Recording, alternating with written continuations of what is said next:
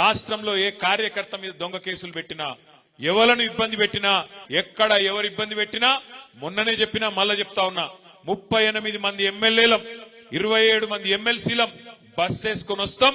ఎవ్వలకు అన్యాయమైనా, ఎవ్వలకు ఇబ్బంది అయినా మీకు అండగా నిలబడే బాధ్యత మాది. ఎందుకంటే ఈ పార్టీ ఏ ఒక్కల పార్టీయో కాదు. ఈ పార్టీ తెలంగాణ ప్రజల ఆస్తి, తెలంగాణ ప్రజల సొత్తు. ఇది తెలంగాణకెన్నటికైనా శ్రీరామ రక్ష ఈ గులాబీ జెండా. తెలంగాణ గురించి గొంతెత్తి మాట్లాడాలంటే అది గల్లీలో కావచ్చు, ఢిల్లీలో కావచ్చు, గులాబీ జెండా వేసుకున్నోనుకుండే ధైర్యం వేరే వాళ్ళకు ఉండదు అనే మాట కూడా నేను మీకు విజ్ఞప్తి చేస్తా ఉన్నా. ఎందుకంటే మన బాసులు గుజరాత్ లోనో ఢిల్లీలోనో లేరు, భయపడవలసిన అవసరం లేదు.